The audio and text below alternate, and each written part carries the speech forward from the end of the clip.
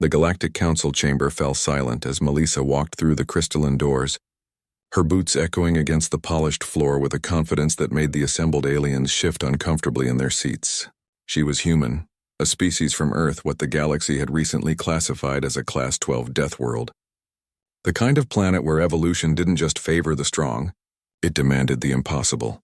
"You cannot be serious," hissed Ambassador Thexlar, his four eyes narrowing at the human female who stood barely 5.5 feet tall.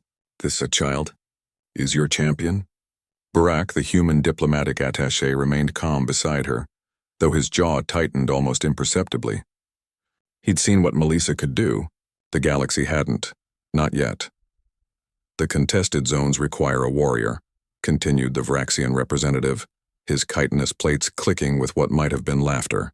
"We face the Krell swarm, not a debate competition. Send this human back to her death world before she embarrasses your species further." Melissa's expression didn't change.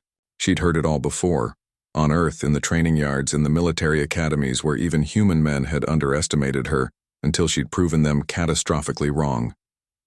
But this was different. This was the galaxy's first major conflict since humanity had achieved faster-than-light travel. And Earth needed to prove itself as more than just another backwater species from a nightmare planet. "The human will compete," Burak stated, his voice carrying the weight of Earth's collective determination, "as is our right under the Concordance Accords." The Council had no choice but to accept. The contested zones, a sprawling battlefield moon where territorial disputes were settled through sanctioned combat, had been the galaxy's answer to total war for 3,000 years. One warrior from each species fighting until only one remained. The winner's civilization claimed the disputed resources. Everyone else went home with nothing but casualties. 3 days later, Melissa stood in the preparation chamber, checking her equipment with the methodical precision that had kept her alive through a dozen conflicts on Earth. Burak watched from the doorway, knowing better than to offer unnecessary advice. "They're calling it a massacre before it even begins," he said quietly. "The betting pools have you eliminated in the first encounter." "Good," Melissa replied, snapping her tactical vest into place. "Let them underestimate me. It's the only advantage I need." The contested zones were a nightmare landscape of artificial terrain, urban ruins, dense forests, desert expanses, and zero-gravity sectors all compressed into 100 square miles of controlled chaos. 53 warriors had entered from 53 species. Melissa was the only human. The first kill came within an hour. A draconid warrior, 8 feet of scales and muscle, had spotted her crossing a ravine. He'd laughed, actually laughed, as he'd charged, confident that his natural armor and superior size would end this quickly. He died confused, his throat opened by a blade he never saw coming. Melissa didn't fight fair. Earth had never taught her to fight fair.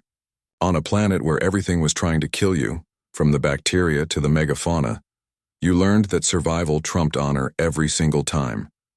The second and third kills came just as quickly. A crystalline lithoid who'd assumed her fragile flesh would shatter easily, and a Zephyrian flyer who'd thought aerial superiority would keep him safe. Both had made the same critical error. They'd based their tactics on what seemed logical. Melissa operated on what worked. By day 2, the galaxy was watching with something approaching horror. The human wasn't just surviving, she was hunting. Her deathworld instincts, the ability to function on minimal sleep, to push through injuries that would incapacitate other species, to read terrain and predict ambushes with preternatural accuracy, made her something the galaxy had never encountered before. "She's a predator," whispered Thexlar, watching the feeds from the safety of the Council observation deck. "A true predator."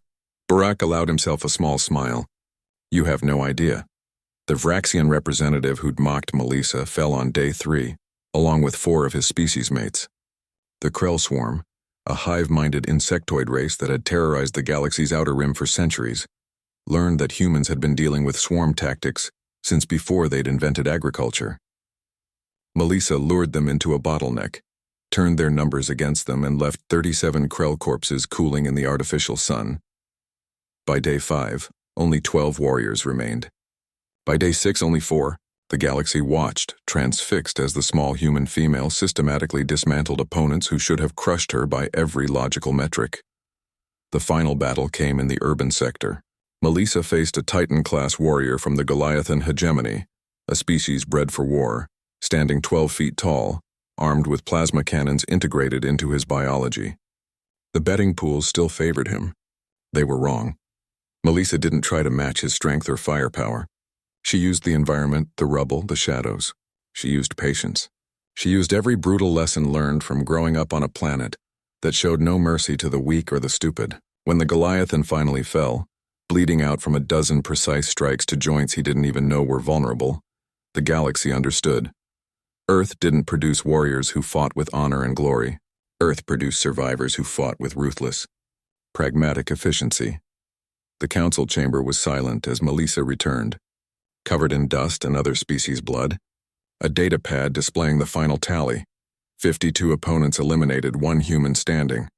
Burak met her at the entrance, pride evident in his eyes. "They're still counting," he murmured. "Some of the bodies, they're having trouble identifying them."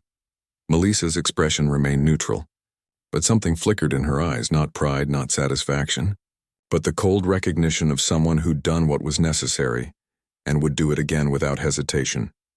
"The resources are ours," announced the council arbiter, his voice hollow with shock. "Earth claims the contested zones." As Melissa walked out of the chamber, past the staring aliens who'd mocked her days before, the galaxy learned its lesson.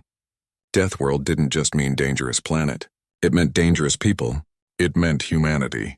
And humanity had just announced its arrival on the galactic stage with a pile of bodies that would haunt the nightmares of countless species for generations to come.